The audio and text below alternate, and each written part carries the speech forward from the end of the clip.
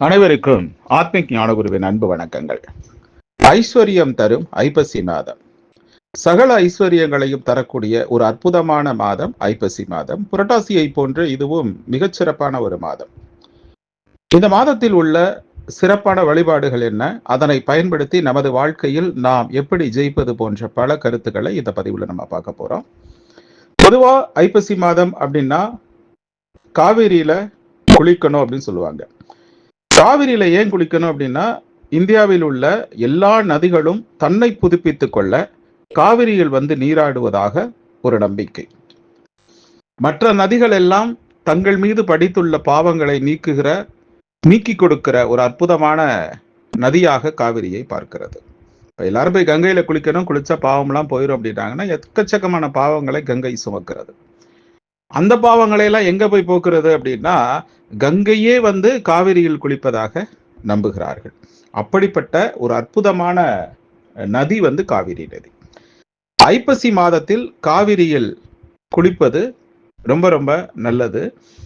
கங்கையில் குளிக்க வாய்ப்பில்லாதவர்கள், இந்தியாவில் உள்ள மற்ற நதிகளில் குளிக்க வாய்ப்பில்லாதவர்கள் காவிரியில் ஐப்பசி மாதத்தில் குளிக்கும் போது அந்த பாக்கியத்தை பெறுகிறார்கள் என்பது ரகசியம். அப்படி நம்ம செய்யறப்ப 7 ஜென்மத்துக்கு அறிந்தோ அறியாமலோ தெரிந்தோ தெரியாமலோ செய்த எல்லா பாவங்களும் இந்த மாதம் காவிரியில் குளிக்கிறப்ப அது வந்து கரைந்து போகிறது அப்படிங்கிறது நம்பிக்கை. ஐப்பசி மாதத்துல சிவபெருமான வணங்குறது ரொம்ப நல்லது. ஐப்பசி மாத பௌர்ணமியில சிவபெருமானுக்கு அன்னாபிஷேகம் செஞ்சு வழிபாடு செய்வாங்க. இந்த அன்னாபிஷேகத்துக்கு தேவையான அரிசி காய்கறிகள் எல்லாம் வாங்கி கொடுப்பது சிறப்பு. ஒரு மனிதனுடைய வாழ்க்கையில் எந்த மாற்றமும் இல்லை அப்படின்னு நினைக்கிறவன் இந்த அன்னாபிஷேகத்துக்கு ஏதாவது ஒன்று காய்கறியோ அரிசியோ வாங்கி கொடுக்கணும். கடன் அதிகமா இருக்கு, வாழ்க்கையில எந்திரிக்கவே முடியலன்னா அவங்களுக்கு கிடைச்சிருக்கிற ஒரு அற்புதமான வாய்ப்பு இந்த மாதம் சிவபெருமானுக்கு அன்னாபிஷேகத்திற்காக காய்கறிகள் வாங்கி கொடுப்பது. அப்படி வாங்கி கொடுத்துட்டோம் அப்படின்னா நீங்க எதற்காக வாங்கியிருந்த கடனாக இருந்தாலும் எம்பெருமான் அதை பார்த்து கொள்வான் அப்படிங்கிறது நம்பிக்கை. இந்த மாதம் உழவார பணி செய்தால், சிவனுடைய ஆலயங்களுக்கு சென்று உழவார பணி செய்தால் கோடி கோடி புண்ணியத்தை கொட்டி கொடுப்பான் இறைவன். அதே மாதிரி அன்னாபிஷேக தரிசனம் அப்படிங்கிறது ரொம்ப முக்கியம். இந்த மாதம் ஐப்பசி மாதம் அன்னாபிஷேகத்தை எப்படியாவது பார்த்துருங்க. கோடி லிங்கத்தை பார்த்ததுக்கு சமம்.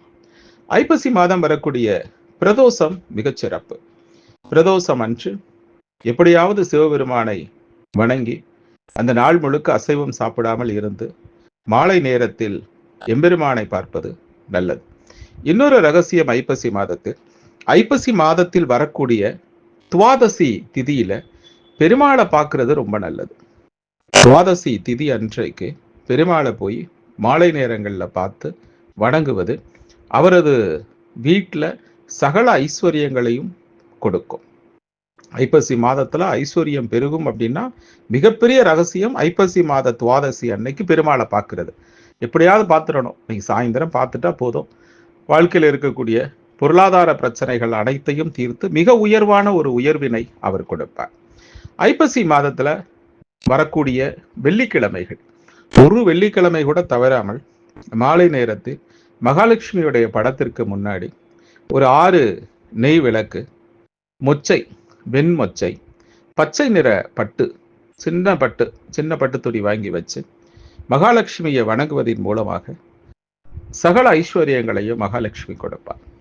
வீட்டில் வச்சு வணங்குறது ரொம்ப ரொம்ப நல்லது. வீட்டில் வச்சு வணங்க முடியாதவர்கள் அருகில் உள்ள மகாலட்சுமியுடைய கோயிலுக்கு போய் அம்பாளுக்கு முன்னாடி இருந்து வணங்குவது நல்லது.